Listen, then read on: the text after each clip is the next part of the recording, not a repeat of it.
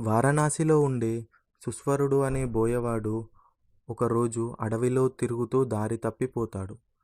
చీకటి పడే సమయానికి ఒక బిల్వ వృక్షాన్ని ఆశ్రయంగా చేసుకొని దానిమీద ఎక్కి కూర్చుని ఆకలితో ఆ రోజంతా నిద్ర లేకుండా జాగారం చేస్తూ తన రాక కోసం ఎదురుచూసే భార్య బిడ్డల్ని తలుచుకుని కన్నీటి పర్యంతం అవుతాడు. ఆ రాత్రి ఏం చేయాలో ఎటు వెళ్ళాలో తోచక ఆలోచిస్తూ కొమ్మలకున్న ఆకుల్ని ఒక్కొక్కటిగా తుంచి కిందకి పడేస్తాడు.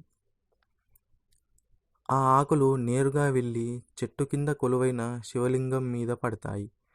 తెల్లవారగానే ఆ బోయవాడు ఇంటికి చేరుకుంటాడు.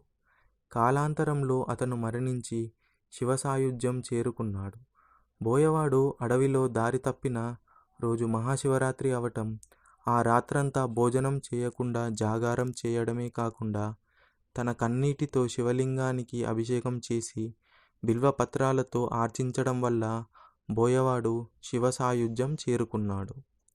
బోయవాడు శివరాత్రి మహాత్మ్యం గురించి తెలియకపోయినా యాదృచ్ఛికంగా జరిగిన పూజ ఫలాన్ని అతను మరణాంతరం పొందగలిగాడు.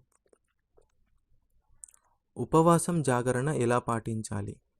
మహాశివరాత్రి రోజు ఉపవాసం జాగరణ ఉండటం హిందువుల సాంప్రదాయం.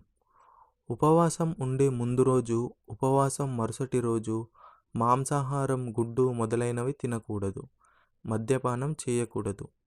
ఎలాగో ఉపవాసం చేస్తున్నాం కదా, ఉదయాన్నే లేస్తే ఆకలి తట్టుకోవడం కష్టమని ఆలస్యంగా లేస్తారు కొందరు. అలా చేయకూడదు.